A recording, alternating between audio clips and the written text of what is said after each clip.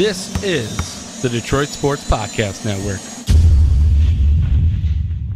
Today's episode of Doc and Jock is brought to you by Score, a new mobile app coming soon. Score is an interactive game that lets users win deals at bars and restaurants based on what's going on in live sporting events.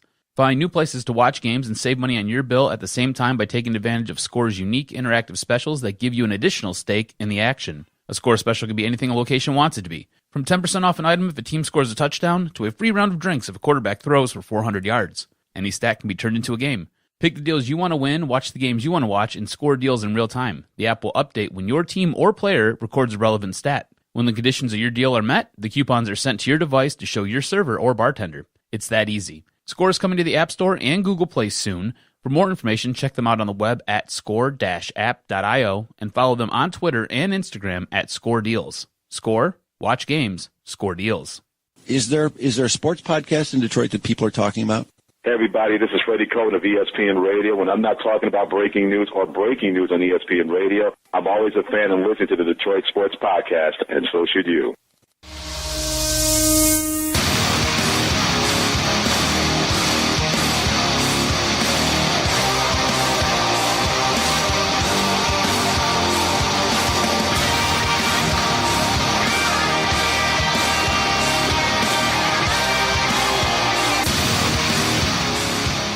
Jam-packed podcast ahead, cuz. What is going on? I am the Doc, John Macaroon. Joining me, my cousin, Adam, the Jock Strozinski. What's up, cuz? How are you today? I want to congratulate you and your fantasy football team on being the team that wanted it the least this weekend. This weekend, you and I paired off against each other, and I was watching the score update feverishly, and there were no points being scored by either one of our teams. It wasn't until Monday night's game that I sat there and I was able to slightly pull away from you and come away with a victory. You know it's bad when you couldn't even have a chance if somebody on the bench performed. I mean, obviously my team is struggling, but I made a couple moves this week. Playoffs. I'm still in the playoffs. And I think you're firmly seated in the playoffs, aren't you? I think I'm there 6th or 7th at worst. Oh, no, you're 6th, because if the playoffs were to start today, I think we're playing each other. So it's one of those situations where the bye week has hit me a little bit. Golden Tate not being available too is going to hurt me. But when you don't have solid running backs, when your team just doesn't score above 80,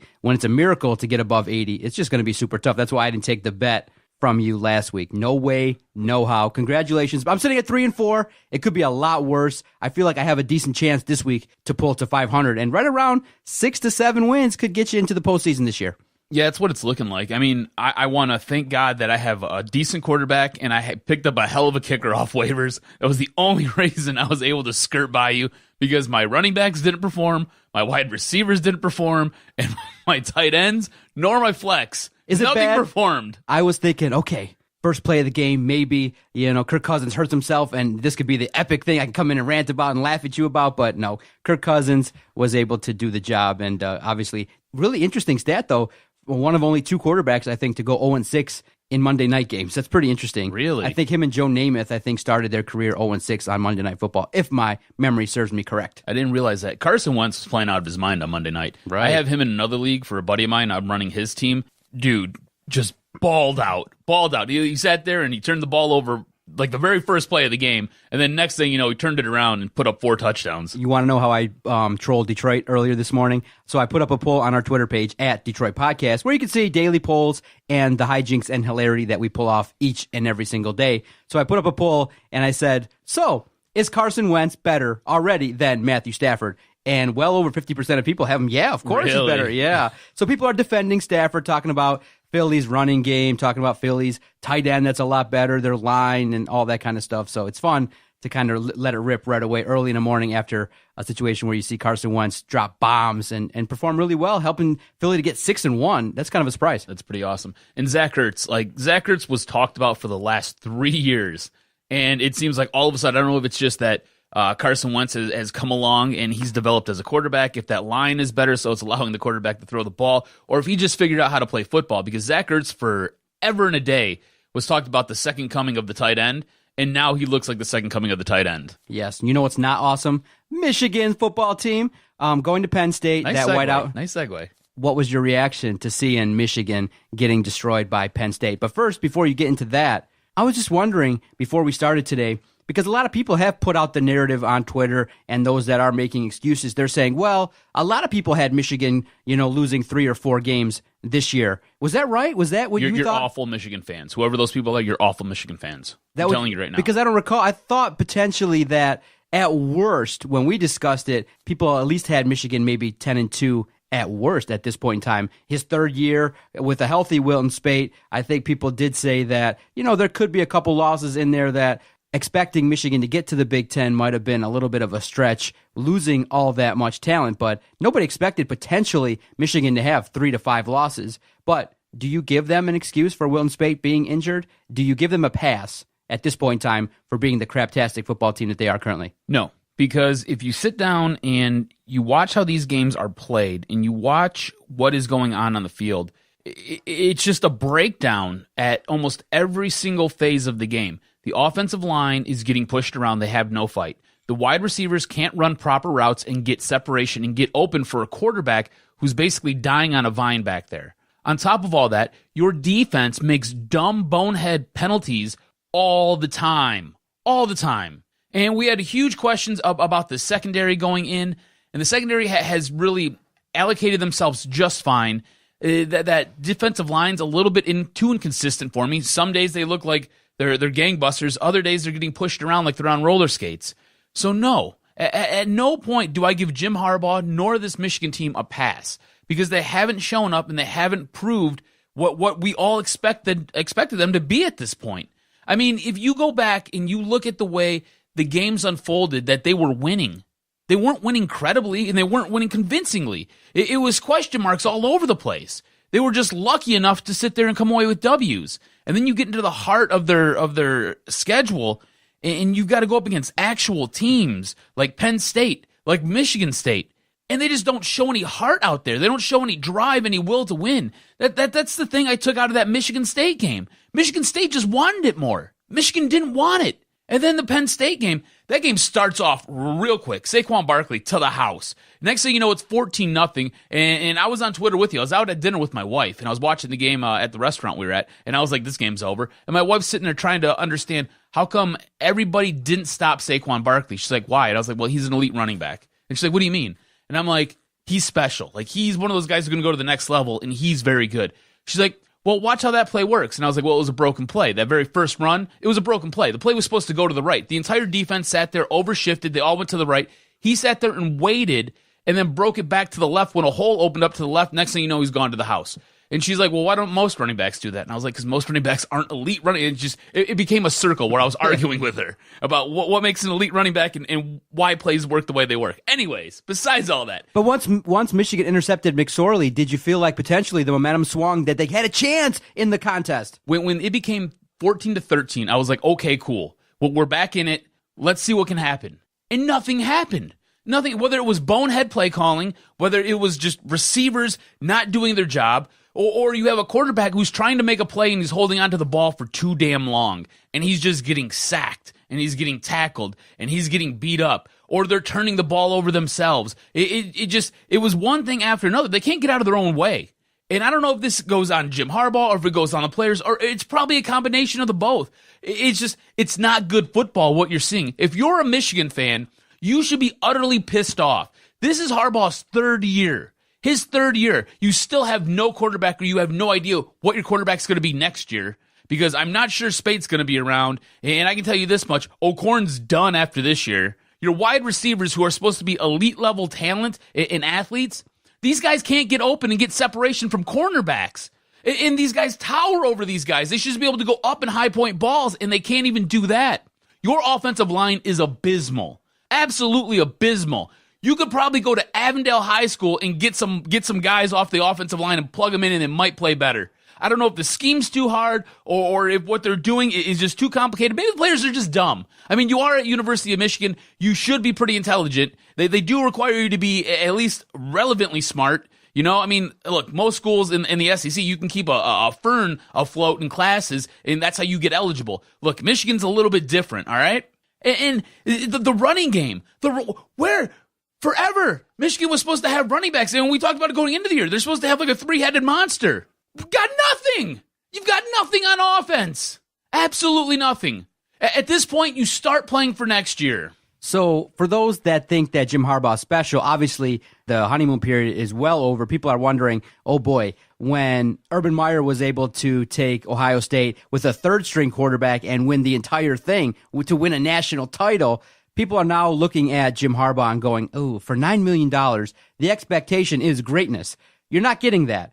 So you are being oversold. You are being basically being sold a bill of goods regarding Jim Harbaugh. Now, we're not saying that he's a terrible head coach, but he's not special. That's kind of what's been established in that when you look at the final results in terms of what he has won as a coach, he's a very solid coach that will get a lot out of his talent. He'll get between 8 and 10 wins every year. I don't see a situation where, you have a really disastrous season where you win 3 or 4 games under Jim Harbaugh. But when a coach is making $9 million, the expectation is when you go to Penn State, maybe with a team full of, youngsters and things like that, you don't get blown out. Was it 42-13? Yep. You don't end up getting blown out. You compete.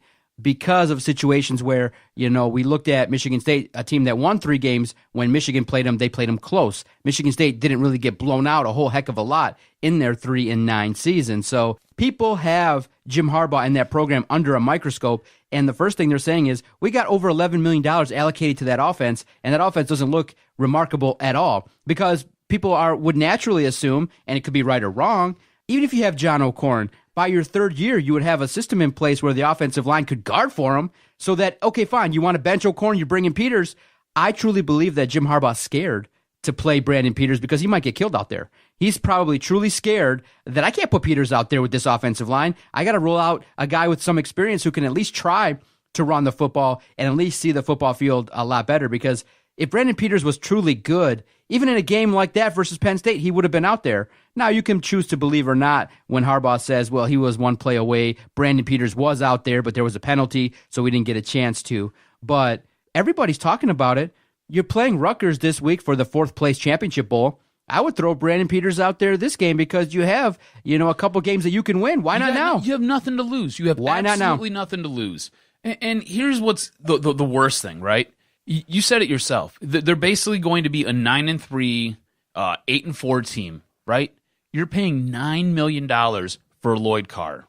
And you know what? I'd almost give anything right now to go back to the days of Lloyd Carr, because at least you knew that you'd at least have one season where you were sitting there and you were real competitive and you probably win 10 games, and then you'd have one season where you were utterly disappointed and you win 8 or 9 games. But you were still in the conversation.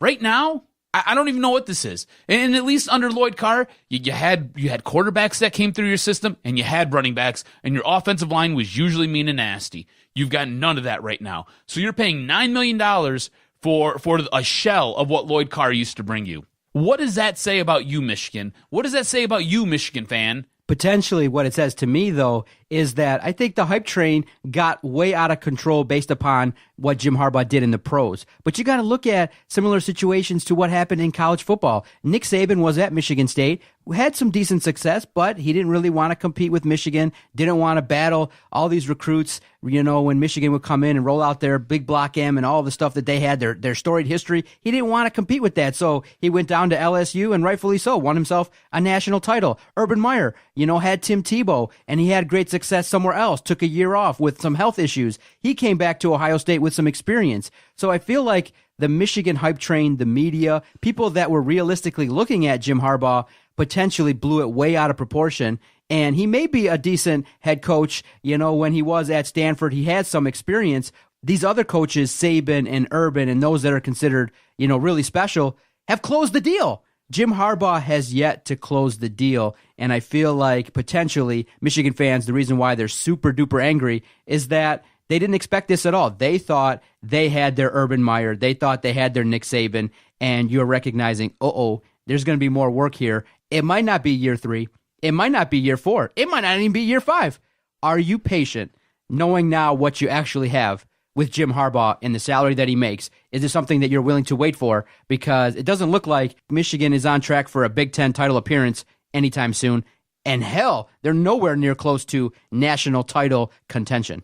I don't want to go through the rebuild. So that's the only reason I'm willing to stick it out for another, I'd say maybe 2 years.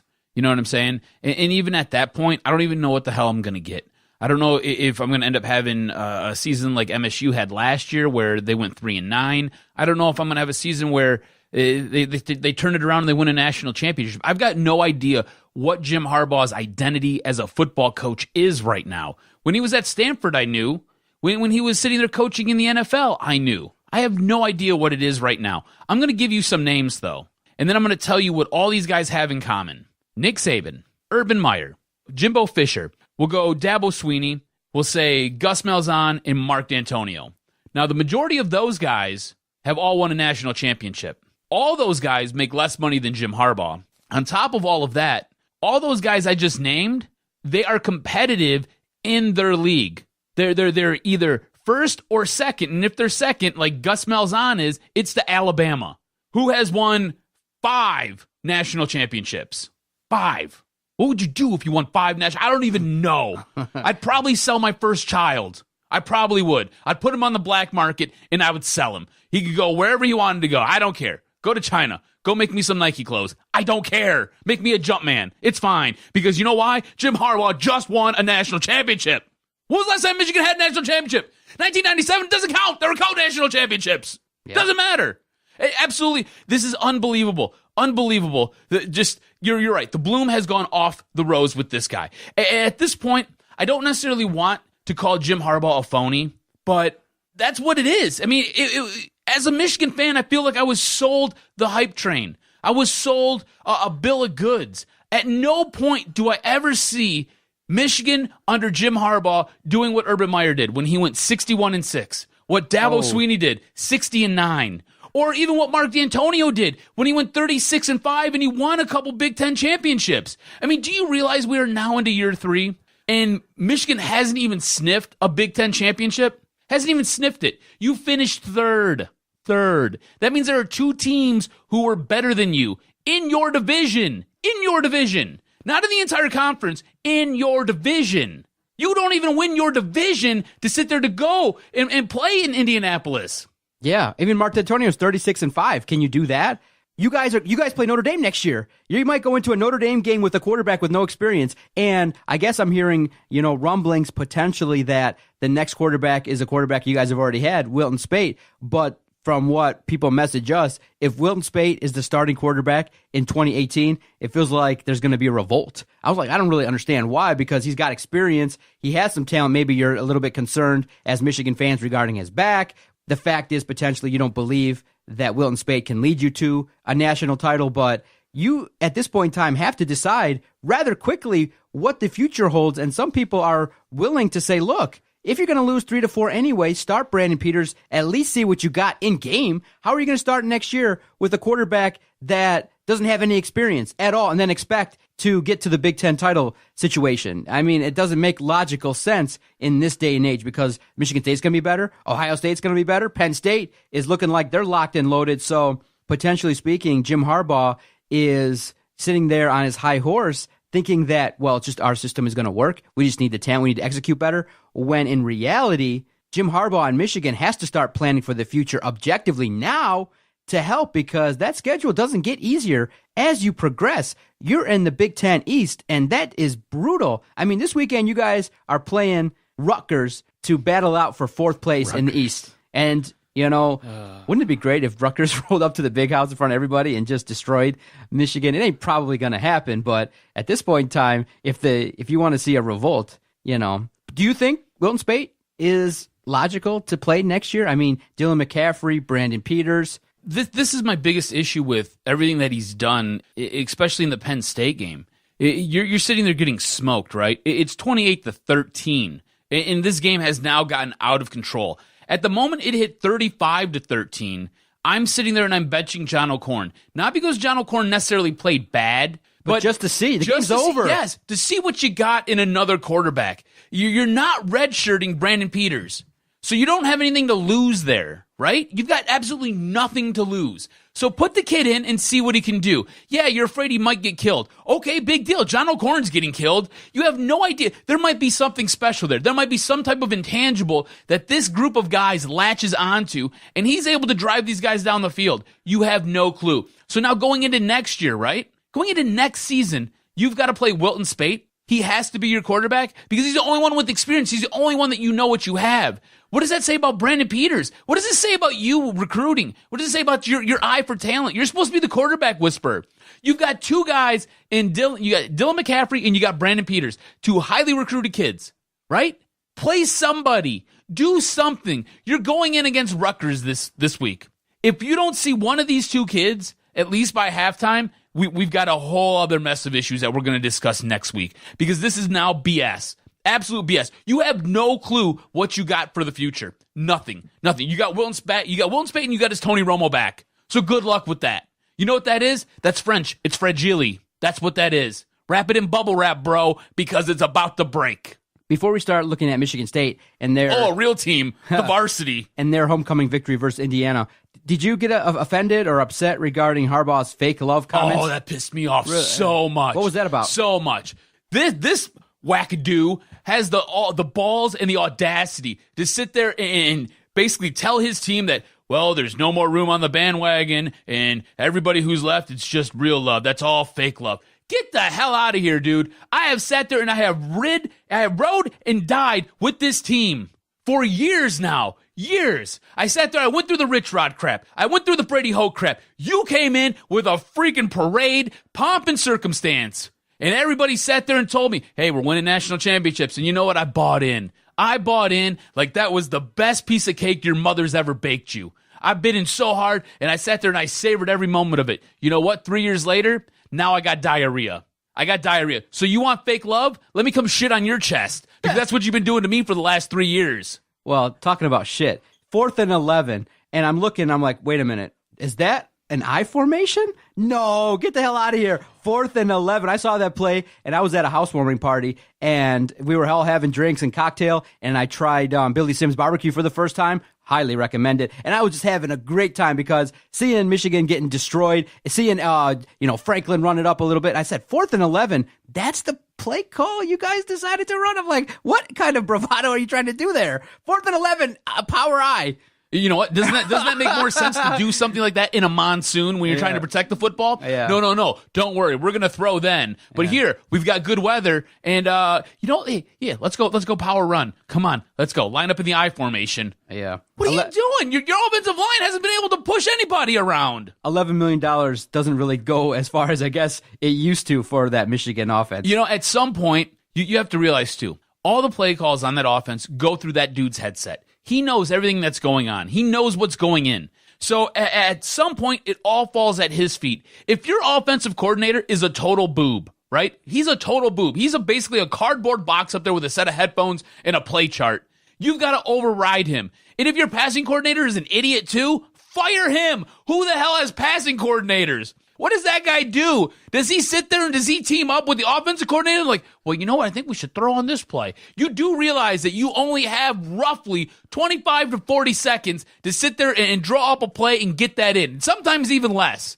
So what are you doing up there? Does your passing coordinator's like, well, I think this is a good time for us to pass. And your offensive coordinator's like, well, I really think we should probably run here. Or maybe we should do a screen out to the tight end. I'm not really sure. And they go back and forth, and then finally they roll a six-sided dice, and they decide? Is that what goes on here? This could get nasty, Is this Dungeons and Dragons? Look at this. It could get nasty because if Michigan loses to Ohio State in a massive way, oh, dude, they're going to get smoked. Then potentially the athletic department will say, look, you got to get rid of Pep. You got to get rid of somebody, and maybe you start to offend Jim Harbaugh a little bit and take some of his power away, and then now you have a head coach that's not as happy as it used to be. You know what? That'd probably be good, because isn't that what most athletic departments do? The head coach is not basically the president of all that is athletic. I think that would probably be a good idea. I'm just saying here. It might be a good idea to make some changes just to appease your fan base, because you got some angry people. If I'm Jim Harbaugh, I'm firing somebody right now. Somebody's my scapegoat. I don't care who it is. I'm putting all this on somebody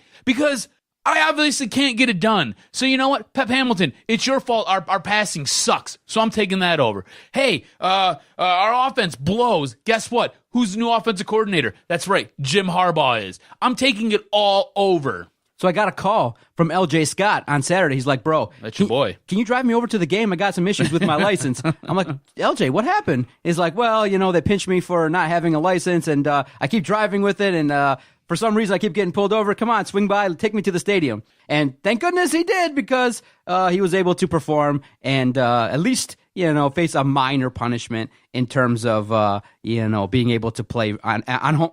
In terms of being able to play on homecoming in front of the fans. Ooh, what a brutal first half. I guess if you like defensive football, then that first half, that 3-3 first half was appealing. But let's just look at it like this. Michigan State, in terms of that game versus Indiana, was able to hold on and perform. They came through in the fourth quarter, but the first three quarters were abysmal on offense. That defense, led by Mark D'Antonio, is always going to be there. It's going to be a staple of the program. But the talking point that fans, that people that messaged us nationally is, okay, Dave Warner and that offense collectively, both programs, Michigan and Michigan State, their offense collectively is not capable. It's not quality. It's not good enough going forward to look at what you got going on in terms of that offense. I mean, you got Lewerke, you got running backs. You should be able to by now. You guys have a decent offensive line. You got tight ends. You have wide receivers that come from lineage, that come from talent.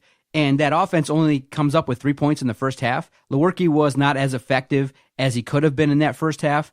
So you say to yourself, what's going on with that offense? Why is the play calling continuing to be this inconsistent? Why is it that versus Indiana, a team that was primed for a beatdown on homecoming, you don't show up? You look lackadaisical. You make silly mistakes. It was one of those games where people were thinking, oh no, Michigan State could lose this game. You were behind 9-3, and then you finally came through in the fourth quarter, but I was impressed with the defense, obviously. This defense can keep the team in the game, and they can, at least allow Michigan State some time to kind of work their way through their offensive woes. But when we look at it, Dave Warner is a guy that's in the crosshairs. The fans don't support him. I get direct messages nonstop about what is going on with Dave Warner. Why is this offense so bad?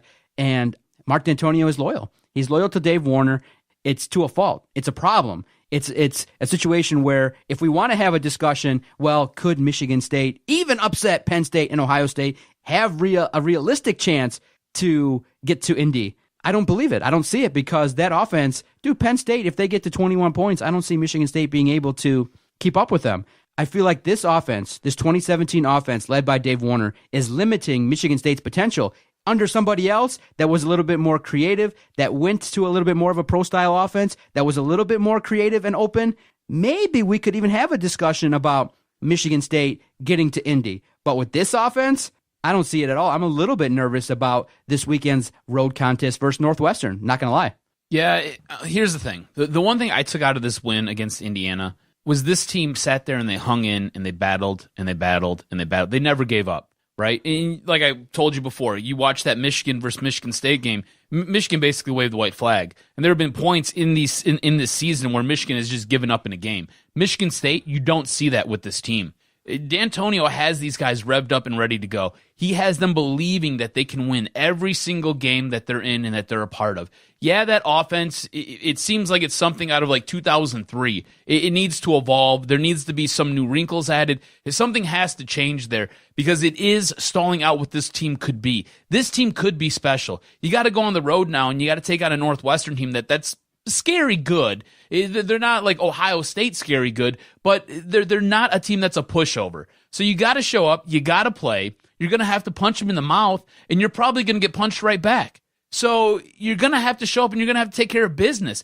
And if Dave Warner can't figure out some new X's and O's, it's going to hamper this team. This team is going to be severely hamstrung going forward. Look, this team has a lot of big games still ahead of it. You got to take on Penn State, you have to take on Ohio State. I mean, this Northwestern game is kind of the game that gets you primed for those two big games. You need to kind of not necessarily lay it all out on the table, but you got to try some new things this week, and you need to come up with a win, because it could be a very special season for this team if they can win their next 3 games. Playing the season out, should they lose to Northwestern and they lose the next 2, that's still 6-4, and by all accounts, you should be favored to beat Maryland Rutgers. That's 8-4, with probably a chance to maybe go to a Florida Bowl or a Houston Bowl or something like that, maybe get to that 9th win. But if you win versus Northwestern and potentially split, if things work out, now we're talking a potential opportunity if some upsets happen for Michigan State to be atop the Big Ten East. But I don't think that Michigan State can roll through both Penn State and Ohio State. Best case scenario, you defeat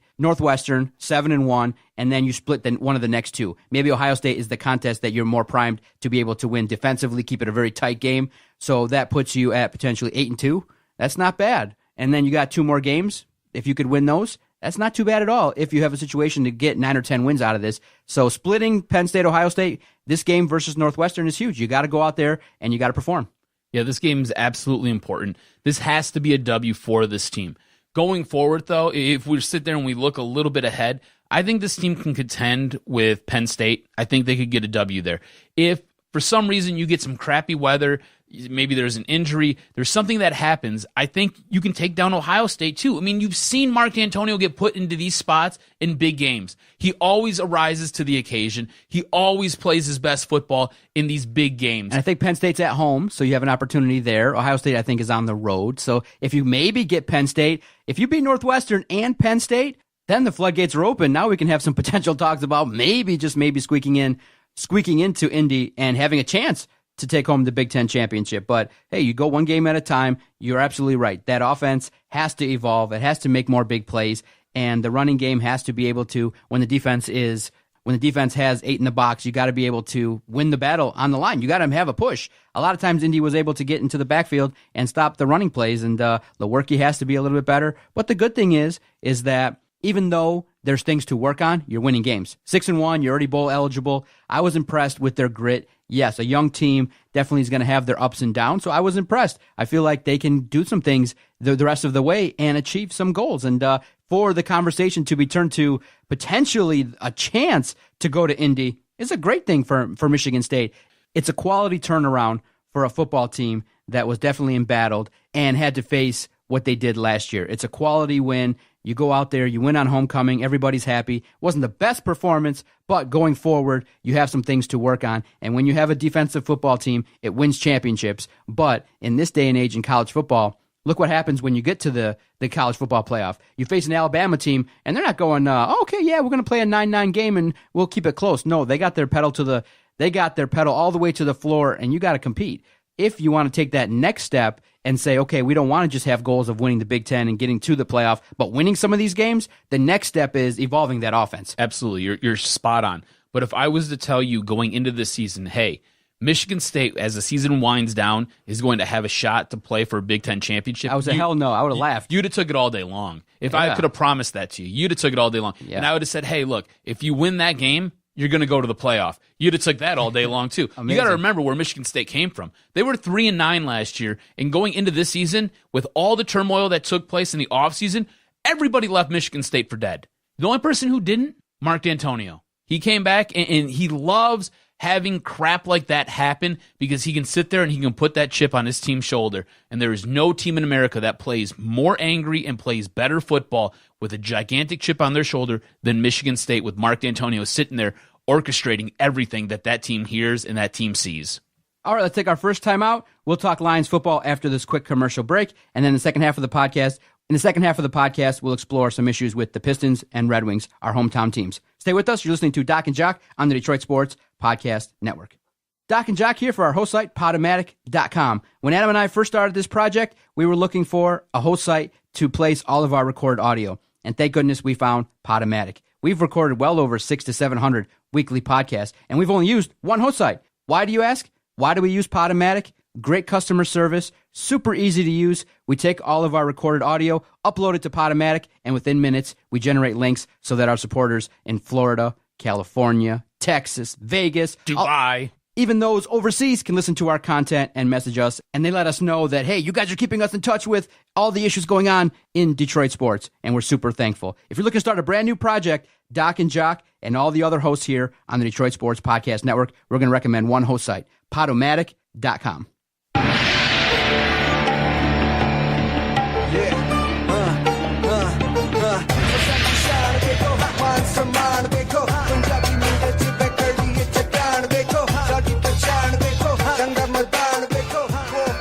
Quick programming note. We just couldn't talk wrestling 15 minutes every single week. Adam and I said, look, We love wrestling. There's so much going on. There's so many supporters of ours that love wrestling, even on the down low, that, you know what? Let's extend it out. Let's do the Doc and Jock Wrestling Podcast, and it's going to debut this Friday and each and every Friday as long as there's support for it. So look for it. The Doc and Jock Wrestling Podcast, where Adam and I bring in guests, have great debates regarding professional wrestling. DetroitSportsPodcast.com each and every Friday. And we'll continue to let it rip here, bringing you all the great news and notes regarding Detroit sports here on Doc and Jock. All right, cuz, did you enjoy the Lions not playing this week? I thoroughly did. It was like a nice break. It was nice to see some other football. It was nice potentially to kind of take a week off from the Lions. You know, they got a lot of issues going forward. We're right there now, 3-3. We're teetering on disaster, but they have a home game this Sunday versus Pittsburgh, national television. It's an opportunity, at least after that horrendous game versus the Saints, to come back and get that fourth victory against a team that's really quality. But a lot of issues with the Detroit Lions going forward. First and foremost, are you hearing any news regarding Taylor Decker in terms of when his ass is going to get back on the field? So at this point, at the time of us recording, there's been no news, no real speculation on if Taylor Decker is going to sit there and be able to compete this week for the Lions against the Steelers. Me, myself... Oh, no! That's right, Dan. Me, myself, I believe that Taylor Decker is not going to show up this week against the Steelers, but I'm saying that he will be back next week. Now, this is all hearsay. I've got no little birdies in the wind that are chirping at me, but this is what I believe. I think that Taylor Decker is going to need one more week. He'll come back, and then I think he's going to make a huge difference on that offensive line.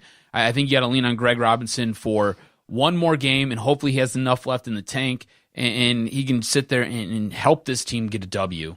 Okay, Taylor Decker, that offensive line, obviously, when we look at some of the issues with the Detroit Lions, it stems, again, like our college football teams, with that offense. I feel like that defense can get better. There's more talent on that defense that can come ready to perform. I guess with the bye week, we're expecting that some of these guys are going to come back, a la TJ Lang, Kenny Galladay. Jared Davis has another week to learn, and so you get some guys back, but first and foremost, when you look at that offensive line, I'm not so sure that Greg Robinson can perform at the level that we need, because Pittsburgh on Sunday is going to come in here with an offense that's doing some things. They just had a victory versus Cincinnati. They're 5-2. They're performing really well. They have a couple issues that might prove to be distractions, a la like Martavis what? Bryant. We'll talk about that soon. But do you see the offensive line for the Lions at least stepping up and performing better? Because my biggest fear is Sunday, national game, because look what's happened. You saw Carson Palmer walk away now. There's been a rash of injuries, and you see some of the wrinkles going on with the Detroit Lions. You see some of the big weaknesses. I'm so terrified and petrified that this Sunday, national TV game, Lions have a good, decent drive, open up the game like 10-0, 10-3. All of a sudden, Greg Robinson, who's like a sieve at times, gets bowled over by a Pittsburgh defender, and Stafford lands on his ass and is out for the game. Because you are, like everyone says, one snap away from a huge disaster, and I'm still a little bit concerned regarding that offensive line. It's super easy for us to say, yeah, just go fix it. But when one of the starters' name is Greg Robinson, and you're counting on a guy that people view as a bust to step it up, he's been serviceable, but he's part of the problem. He's one of the reasons Stafford was limping around versus New Orleans. That hit that he took that injured his ribs was pretty scary as well. Yeah, I'm nervous that James Harrison's going to come in and just eat Matt Stafford for breakfast. Yeah. Like I'm terrified. Like all I see is this large, angry black man just storming around the human pylon that is known as Greg Robinson, and then just devouring Matt Stafford. Matt Stafford just being broken in two. That's my fear. I've woken up the last 3 nights with this nightmare. I think Matt Stafford, I think the time off helps Matt Stafford probably the most. I think it helps his ankle injury, and I think it helps his hamstring and his thigh. So I think Matt Stafford would be a little bit more mobile. That being said, if I am the Detroit Lions offensive coordinator, if I'm the coaching staff, I'm doing everything in my power to help sit there and post up Greg Robinson with whatever it is. If I got to sit there and put a tight end over there to help chip, if I got to sit there and throw a running back in the backfield to help block, then that's what I'm doing. They're going to have to figure something out, because the Pittsburgh Steelers defense, that linebacking core is going to sit there and just try to ravage that offensive line. They're going to just try to break it down and get to Matt Stafford. That being said, I think this defense that they're going to be going up against, again, for the Pittsburgh defense that they're going to be going up against, I think you can throw on them, and I think you can run on them. I think you can beat these guys It's just you're going to have to be creative the way you do it. And that's what it really comes down to. You're going to have to help Greg Robinson out. He is what he is. We're now, 6 games in? We're going on our 7th. You know what he is. He's not great. He's slightly serviceable. That's all you're going to get from him. So help him out as much as you can. Hold his hand as much as you can. I expect TJ Lang to be back.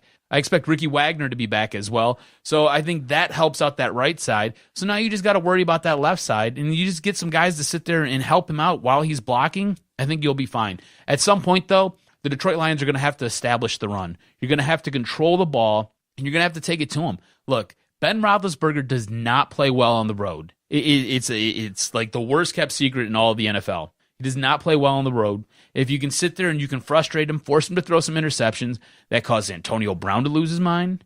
Le'Veon Bell will get pissed. And hey, we've already talked about that head case named Martavius Bryant. You know what I'm saying? That offense at times looks dysfunctional, and it only looks dysfunctional because of themselves. It's not anything else that anybody else is doing. It's just themselves. They get irritated with each other, and next thing you know, they break down. So if you can cause some of that discourse early in the game, it'll carry over into the later stages of the game, and your defense, that being the Lions defense, just has to take advantage of that. Which player that maybe has underperformed needs to step it up? Because there's a lot of players that we're looking to help this Lions team perform, whether it be Kenny Galladay, Jared Davis, Ziggy Ansah, who still is recovering from an injury, doesn't look like his old self. It seems like he's getting there, but not really the Ziggy Ansah of old. Which player are you looking to step his ass up in order to help the Detroit Lions get a victory and to help him the rest of the way throughout the rest of the season? Well, I think Ziggy needs to perform. I think the one guy, it's got to be Amir Abdullah. Like, he had one good game in 6, and everybody was sitting there raving about him, and then he's disappeared. Again, ball control. Being able to run the ball to win games is important in this league. Being able to catch the ball out of the backfield when your quarterback is getting harassed regularly because you've got a turnstile for a left tackle, that's important. So Amir Abdullah, I think, is going to factor heavily into this game, and it's just because he has to. He's got to be able to sit there and hit the hole and be able to take the ball through the tackles. He's going to have to sit there and catch the ball out of the backfield, which is what he's supposed to be good at. Secure the ball and get down the field. Pick up yards. That's your job. You know, it'd be nice to see Ziggy Ansah return to form from 2 years ago.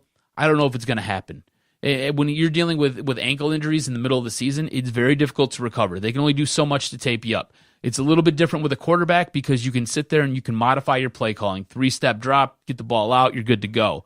As far as a D end, I mean, that guy's got to sit there, he's got to push off, he's got to cut, he's got to try to spin around and get to the quarterback. It becomes a little bit more different because it's more of an athletic position where he's got to sit there and use his athleticism to make a play. But that's the one guy. I think Amir Abdullah is a game changer in this game and is a game changer for the season.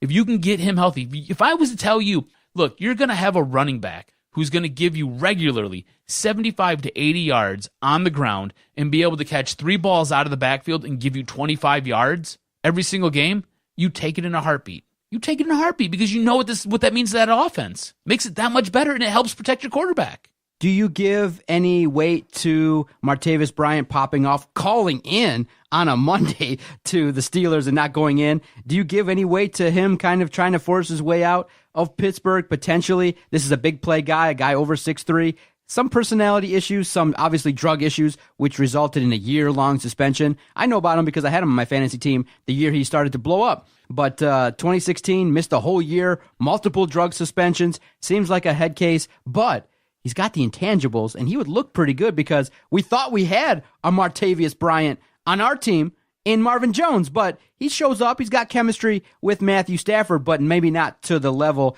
of consistency that us fans would like. Do you think Martavius Bryant would look good in a Lions uniform, and maybe we could try to steal him for a 5th or 6th round pick? Absolutely. Absolutely. Make that call. Dude, he is the guy, like, Golden Tate's down, right? He's going to be sidelined for a couple weeks. Yeah. Marvin Jones has been MIA since last season. What was it, like week 5? He's been missing in action. So absolutely you go make this play from Martavius Bryant. And you can sit there and you get him on the cheap. Get him on the cheap. He's a head case. He wants out, right? And on top of it, you've already ran through just the list of distractions that he causes. You know, whether it be a drug issue, whether it be calling into a players meeting because he's upset he's not getting the ball, popping off on Instagram. I mean, geez Louise, the guy is a knucklehead for sure. So you know what that means? Just drives that price down, bro. Drives that price down. I would call Pittsburgh in a heartbeat, and I'd say, look, we'll give you a conditional 5th rounder. They say, well, we want a little bit more. Okay, cool. That we're capping it off at a conditional 4th rounder, and we're going to call it good. Because this guy right here, there's a risk. There is a risk, but he has the potential, and he has all of the attributes and all of the skill because you've seen him do it. You talked about how you had him on your fantasy team when he was blowing up. He has all of the skill in the world to be a legit number 1 wide receiver. That player that you thought you were getting with Marvin Jones, the player that has not shown up in Marvin Jones, the guy who's been on the side of a milk carton since week 5 last season, Marvin Jones. You can get all that with Martavius Bryant. Bryant, Bell, and Brown, led by quarterback Ben Roethlisberger. Do you see the Lions shutting them down? Do you see them walking away Sunday night with the victory, making Detroit happy, waiting for this game? Nationally televised game. Some things are potentially setting up for the Lions because should they get that victory Sunday, now you roll into Green Bay the following Monday versus a quarterback who might shit his pants, but he's shown some things, can make some plays. But do you think the Lions walk away from this contest with the victory, with the W? Before I answer that, let me pose a question to you. If I told you that the Lions were going to go, in order to be relevant in the playoffs, all right, you say to win their division and make the playoffs. And we'll scrap that. Let's just say to sit there and make it to the playoffs, whether it be a wild card or to win the division. Would the Lions have to go 2-0, 1-1, or could they still make it there being 0-2? I feel like 7-8 wins might win this division, but I'm thinking that potentially if in the next 2 contests they can get to 1-1, if they just split in the next 2, you're okay because you remember Minnesota, they're not really lighting the world on fire, but they're coming on a little bit. Chicago is a little bit interesting with Trubisky. You have an opportunity. There's not the biggest gap between the Lions and the rest of the teams like there had been. There was a huge gap between the Lions and the Packers. You've seen success versus Minnesota. You've already beaten them once this year. You've seen success versus the Bears in years past. I mean, the Bears just got 1 victory versus them and maybe in the last 7 or 8 contests just last year. So you look at it and you say, this Lions team has talent. But I don't know if it's a mental thing. I don't know if it's a confidence thing. I don't know if it's a coaching thing. But this team can have success. This team can host a postseason game if they get their heads out of their asses and they perform and they go out there and execute. And if the offense can look a little bit more like that Philly offense, potentially if Eric Ebron can catch the ball and be more of a force, if that running game is established, I think the Lions could walk away Sunday with the victory because of the fact that, look, Ben Roethlisberger is not going to light the world on fire. If you pressure him, he'll throw you the ball. If you pressure him, you can stop Le'Veon Bell. You can stop and limit Bryant and Antonio Brown. You can do some things. Matthew Stafford is an above-average quarterback, so I think if the Lions can come out with a decent game plan and keep the game close, then you always have an opportunity. But sometimes the biggest concern, the warts, sometimes overtake what the Lions are capable of doing. If they turn the football over, if the running game is horrible, if they get behind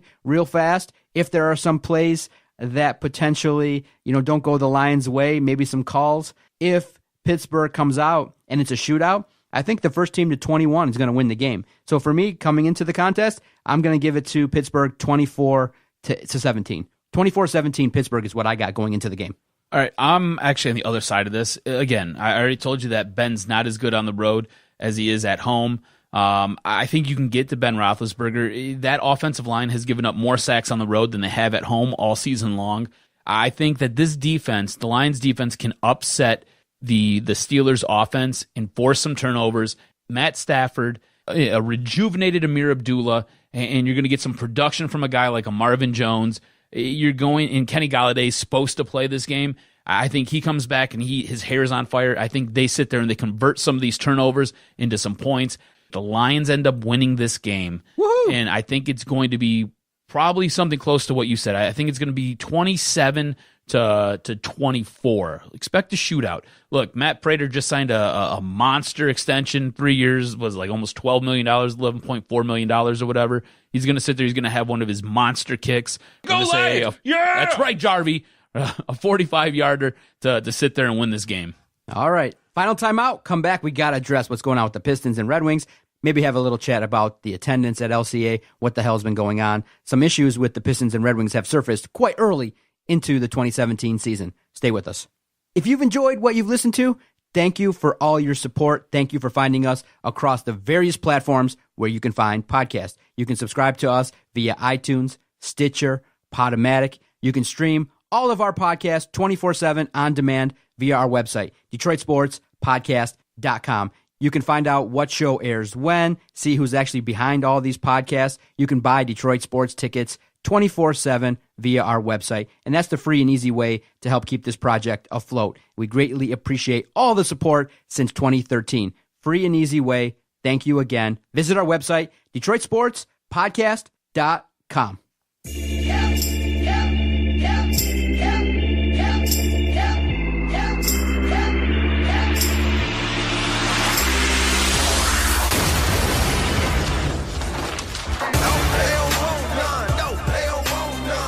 All right, cuz, Pistons and Red Wings kind of living up to their low expectations.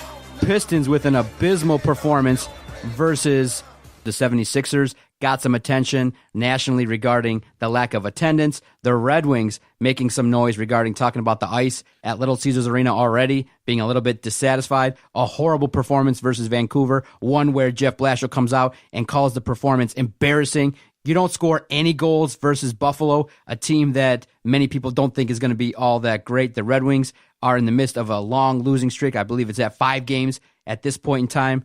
A lot of issues with these Pistons and Red Wings, but to start with the Detroit Pistons, did you hear the national news and kind of all the jokes regarding nobody really attending games so far early in the 2017 season? A lot of pictures on Deadspin. SportsCenter's talking about it. Nationally, everybody's kind of looking at, well, you got a new arena. It's really highly regarded. Why aren't there no asses in the seats? I have, and I've seen the pictures, and look, winning cures all, right? So you put a winning... This is bad. It is, Adam. You put a winning product out there, people are going to show up. It's been proven time and time again. That being said... But wouldn't you expect with a new arena, you can find tickets for games in the upper bowl for like $19. So you can get into the building, and if you don't like it, I can understand maybe going in and walking around, but I do understand how really bad it looks because the seats are bright red, that aesthetically it looks really bad. Out, yeah. And look, I think the picture that everybody sees because of the side that the camera's on, isn't there like a club level there where those seats come equipped with food and booze? Yeah. So I don't know about you, but if I'm going to a Piston game, and the product is what it is, I'm going to go get drunk and I'm going to eat off the food that I've sat there and bought and paid for with my ticket. I mean, that's just me, right? But so I think aesthetically, in the optics of it, yes, very bad. But versus Sixers, they reported attendance of about 13,000 in an arena that hosts 21,000. Right. That's still pretty bad. That is bad. But again, I don't know what the Pistons were thinking. Like, oh, we're going to move downtown and everybody's going to show up. Look, the bulk and the majority of your fan base lived north of 8 Mile. Like... Let's just be honest. It lived north of 8 Mile. It was in the suburbs. You know? Is it the product? Is it SVG talking politics? Is it the fact that they play downtown? Is it those that live in Oakland County that used to travel so easily to the Palace in and out? Are they highly upset that the Pistons play in Detroit? Because I think it's a combination of all the things I said, but it's just culminated in not a good look for the Pistons at this point in time, especially because we're only talking about 2 or 3 games into the season. With a new arena, you would think they could get at least 18,000 if everybody said, yeah, we're super excited to at least see the building, to not have it pop off the first couple games. I can understand now when they had the game versus Minnesota upcoming after the break where you play teams like the Bucks, the Pacers, not marquee teams, but early on the first couple, you don't get 20,000 in the... It's actually a large black eye for that whole PR staff for the Pistons not being able to get at least 18,000 the first couple games. I think it's a combination of everything you said, right? I mean, the product's not good, so who wants to pay to go see that? Even if the tickets are $18. You know what I'm saying? Nobody wants to go see that. I think it's maybe a faulty setup, something that was unforeseen. I mean, if you're going to give free food and free booze to club members who are sitting basically in the camera view, those seats are going to look empty more times than not just because people are going to be running back and forth to the bar. So I think that was a bad thought process and just a bad design there. And then on top of all that, we talked about it. The majority of their fan base was in the suburbs of Detroit. So those people, whether they don't want to drive downtown or they just don't want to go that way, or whether it just be that they're upset because they're not playing at the Palace, you know what I'm saying? There is some hard feelings there. Some people are being a little bit provincial with this team and where they're located. All that being said, I think things will get ironed out if this team can start winning. And I think that's the big issue. If this team wins, people show up. Do you remember when the Pistons were really good in 2004? The Palace was sold out every single night. Every single night. And they didn't even have to give you anything to show up. At this point, they got to promise you a T-shirt, a hand job, and a back rub. And then maybe you might show up. You're going to think about it. You're like, I don't know if I want that hand job. And the biggest PR nightmare for the Pistons is your, marquee players, Reggie Jackson, Andre Drummond, they're getting blasted left and right nationally. I mean, you have Joel Embiid, who just took a shit all over Andre Drummond and said, this dude doesn't play any defense. And what does that mean? That tells everybody, and it reiterates what people's biggest fear regarding Andre Drummond is that he doesn't try hard because defense means effort. But, when you look at it, he did a lot better job in the second half in that contest, versus the Sixers than they did in the first half. But you still got to play 48 minutes. You got to show up. That effort that the Pistons put out there, the first half of that game was atrocious. And I think people are upset, yes, that they're not winning. And they're very highly upset that there's no marquee talent that you'd pay to see. And that's why when you're stuck in the middle, like the Pistons are, exactly smack dab in the middle, where they're about a 40-win team, they can get to the postseason if they perform. They have some talent, but not enough to advance far in the postseason. It's not a draw. And two, what the fans want is them to tank and to do what the Sixers have done. They got, Ben Simmons rolls up to Little Caesars Arena and drops a triple-double. Yep. Ben Simmons, Joel Embiid, other talented individuals. The fans believe that the Pistons are going nowhere, so they're not showing up. And this is what happens when your team is irrelevant for over a decade. And it's a big problem, but you're absolutely right. But how do you win? You got to tank. You have to tank. Let me ask you this. Who is the face of this team that you most sit there and associate yourself with? I'm going with Tobias Harris. That guy's talented. That guy works hard. Best player on their team. That's what I would do. I would say, okay, we don't want to hear about Drummond anymore. We don't want to hear about Reggie Jackson. Don't put a microphone in front of him. I would do highlight videos of Tobias Harris and Avery Bradley, and that's it. Exactly. And that's the problem, right? So the two faces of this organization are Drummond and Reggie Jackson. And unfortunately... And they relate with nobody. Nobody. Because the one thing you can say about Detroit fans and what Detroit loves, they love guys who sit there and try hard and play defense and who are talented. If you look at Ben Wallace, this entire city sat there and latched onto Ben Wallace. Why? He didn't sit there and score a bunch of points. He was a hamstring on offense. He wasn't very good at all. That's why he left and went to the Bulls, because he wanted more of a role playing offense. Ben Wallace, to prove my point, Ben Wallace was a defensive guy, a try-hard guy, a guy who would sit there and lay it on the line every single night.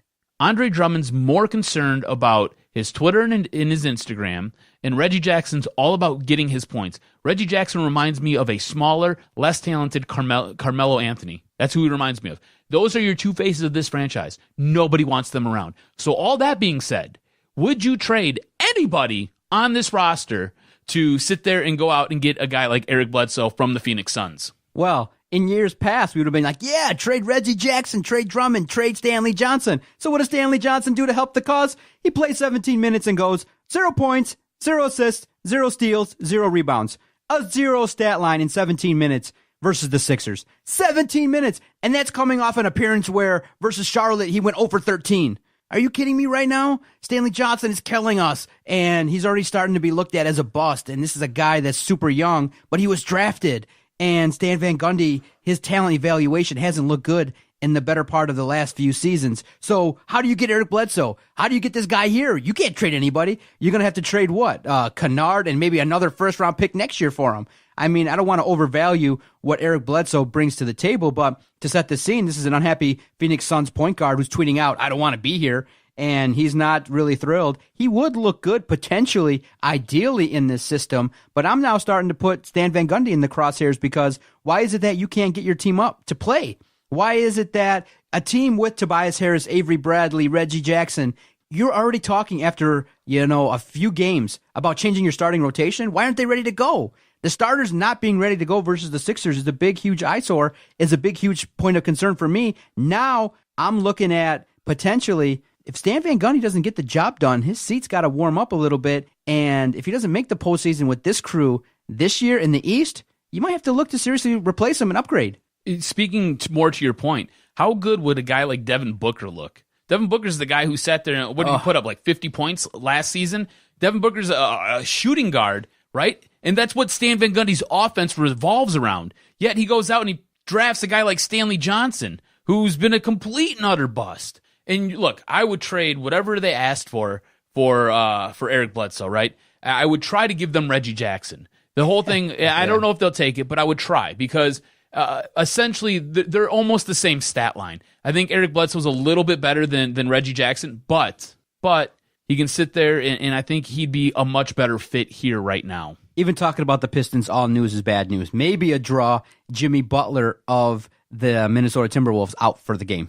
Oh, really? Not playing. He doesn't even want to come. Yeah. He doesn't want to play against the Pistons. Even Jimmy Butler doesn't want to come play. And that's a draw. That's unfortunate, man. That sucks. Oh, well. But with the Pistons, we got to continue to watch and see what they did. That was a nice 21-point comeback. They are competitive in these games, but you can't have efforts like that. It was the Sixers' first win of the year. A team that's tanking basically comes in, and they just sometimes have their number, and sometimes the Sixers just have the Pistons' number, man. It's really sad. It's just what it is, man. You need to draft better, and you need to create some trades here. Switching over to the Red Wings, I mean, another team that's bad. In the midst of a 5-game losing streak, not picking up points, not scoring goals, I mean, are they really counting on the entire season turning around with Andreas Athanasiou being signed? That's what it seems like, doesn't it? I feel like, what are they waiting for? I mean, the last couple of years they've started off well, but is it one of those things where we're overreacting to this losing streak because national pundits, we talked about it, this team wasn't looked at as being good, but they can perform. But again, when your head coach comes out and calls your effort versus the Canucks embarrassing,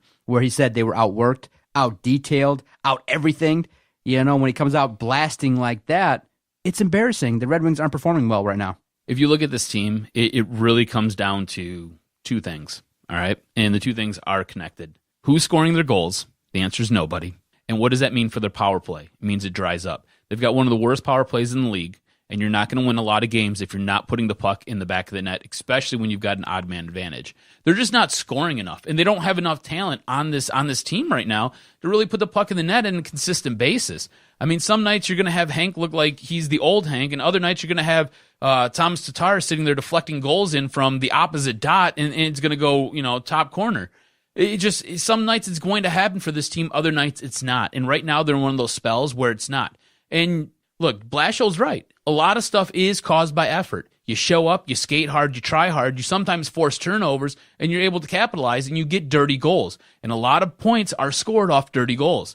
This team doesn't have that day in, day out grind mentality where they're able to sit there and put their nose to the grindstone and just get goals any way possible, cheap, dirty, or otherwise. And this team doesn't have the talent enough to do those things either. And that's what this all comes down to. I mean, everybody talks about how the defense is poor in front of either Howard or Mrazek. Yeah, it's not real good. But it would make them look a lot better if they were scoring goals, or if the guys who were playing in front of the forward or in front of the defensemen were putting the puck in the net as well. With the addition of Athanasiou now to this roster, obviously the Wings had to make some moves. So they sent out Sheahan, who got an assist, got a point in his first contest with Pittsburgh. Sprole, defenseman that people were kind of looking at and was highly touted with the Red Wings. What do you make of the trades? Do we get some good pieces back? It was all for cap relief. That's what this all was. Again, Ken Holland's going to tell you he didn't sign bad contracts, but Ken Holland signed a lot of bad contracts. So he was in a pickle, and he had to sit there and move some players around to sit there and create some cap relief so he can get Athanasiou onto this roster. So all this was done to sit there and make space for Athanasiou to come and join this team whenever he's back into condition, because he's got to go through a little bit of a training camp right now. I don't know if Athanasiou by himself makes this team that much better. I don't know if he makes them tangibly that much better of a team. He does give them a little bit more speed. He does create a few more scoring chances with that speed, and he does put the puck in the net a little bit more than some other guys. But I don't know. Look, Sheahan was a nice gritty forward. He was a guy who'd go muck it up in the corners and do the dirty stuff. He was actually really good on the draw as well. And those things all help translate over to goals if you're able to sit there and have a team behind you who can do something with the puck. As far as Sprole goes, I feel like that was a young talent that they just gave up on because they needed the cap space, which sucks because I think he might be a decent player going forward. He might not be a top 2-line defenseman, might not even be a top 3 defenseman in your organization, but I think he has potential to be your top 4 guy. You know what I'm saying? I think he has some potential there. So I don't know if it makes them better overall and dramatically. I think it's going to help getting a guy who's a speedster and who can score, because those are issues right now. But in the long run, does it hurt the team? It might. I think it might be a bad look going on because you don't have forwards on this team who are guys who go muck it up in the corner. When you start looking at some of the signings that Ken Holland has made, one that kind of sticks out now is Franz Nielsen. He ain't putting the puck in the net. The advanced analytical stats on him are not good. Comparative to other players in the league making similar money to him, it's not a good situation right now because you're not getting the return on investment on a guy that was supposed to be a big signing. You got Mantha, you got Larkin, who versus the Sabres took multiple penalties to hurt his team. It's a situation where I guess we have to ask, who's going to step up outside of Henrik Zetterberg to lead this team? I think that's one of the bigger problems on this team is there's not enough leaders. What is it like? Henrik Zetterberg sits there on his throne and he speaks and then the rest of the people follow? No, you have to have some more minions there step it up and take hold of this team. A Mantha should be empowered to lead this team. A player like a Green should maybe be empowered to lead this team. Larkin, maybe still a little bit young. Maybe there's just too many young players that don't know how to lead and don't know how to step it up night in and night out. So if this is what you're looking for the Red Wings, a team that is going to struggle to get points, then this is what we're looking at. But in terms of what we're seeing on the ice, you don't at least see hard work night in, night out. I mean, you would count on a guy like a Justin Abelkader to be more of a voice. You would sit there, you count on a guy, maybe like a Darren Helm, probably doesn't have as much of a voice that carries just because of his production. But again, you got Nicholas Kronwall, you got other guys. Like you said, Mike Green should be able to sit there and pipe up and help these guys. It's not a good product. There's not enough talent on this team. We talked about it when we previewed this team. They're going to be somewhere in the middle. They're going to kind of muck around. They might sit there and play with our hopes and our dreams of maybe making it to the playoffs. But in the end, I think they're just going to fall short. I don't think there's enough talent here. And that contract with Franz Nielsen, I don't even know why they went out and signed this guy. It made no sense at the time when they did it. I didn't like it then. I still don't like it. It doesn't work. There were at that time, there were much better players that you could have went out and you could have got for that type of money. Disappointing on both ends, the Wings and the Pistons. The Tigers, they hired a new manager and underwhelmed quite a bit. So right now, you got this hotbed corner with Comerica Park, the new Little Caesars Arena, and you got three teams that are floundering at this point in time when we all have to rest our hopes, our dreams, all of our love in Detroit sports on the Detroit Lions. Oh, man, we're going to be having those talks again, cause remember when we were talking about the state of Detroit sports, what the heck's going on right now? It's hard to be positive. It might be in 2 more weeks. It's really hard to be super positive right now with the Pistons and Red Wings because they're right there in the middle of rebuilds, and the biggest problem is the confidence that fans, you and I have, podcasters, even the media, there's not really a lot of confidence that the building direction is proper at all. I mean, you look at, the Edmonton Oilers, they got a superstar. You look at Connor McDavid's so much fun to watch. Oh my gosh, you got, super talented players in Edmonton. You got super talented players in Toronto, in Pittsburgh. They're not here in Detroit. They're guys that are quality hockey players, but they're not superstars yet. Dylan Larkin was as far as basketball goes, too. I mean, you got quality guys in Philadelphia. Quality, talented individuals in Cleveland, Boston, Chicago, Indianapolis, everywhere in the West. And you got the Pistons, and you're going, dude, can you just give me one dude that's box office, one dude with personality, one dude that I would pay? Really, in the end, I would tell you this. If we gave away 2 tickets to the Pistons, I don't even think we'd get 30 retweets. If we said on our Twitter page it would take 30 retweets to get free tickets to a Pistons, I don't think we'd get it. That's how bad it is right now.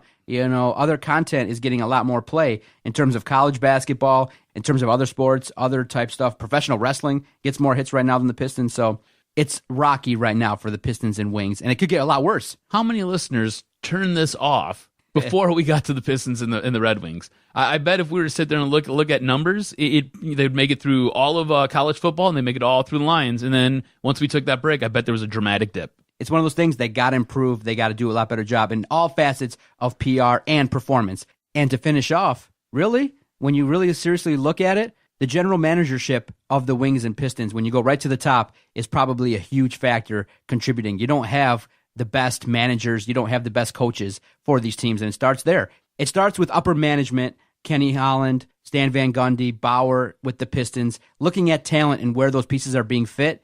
Al Avila. This could be a situation where we have, really when you have outside of Bob Quinn, the rest you look at, you go, leaves a lot to be desired. Bob Quinn and Mark D'Antonio, that's all we got. Tough times, huh? That's a Michigan guy. Thank you, cuz. I appreciate the talk. Always enjoy Wednesdays when we record our podcast. Each and every week, Doc and Jock, you can rely on us. We'll come out each and every Thursday with a quality podcast discussing Detroit sports. For the Jock, Adam Strozinski, I am the Doc, John McAroon. Thank you so much for tuning in. Go Lions, go Spartans. Michigan sucks. This was locker room talk. Second dick. Sorry, Detroit. Didn't quite work out. And all I can say is Detroit Sports Podcast scores. I hear voices in my head. They counsel me. They understand. They talk to me.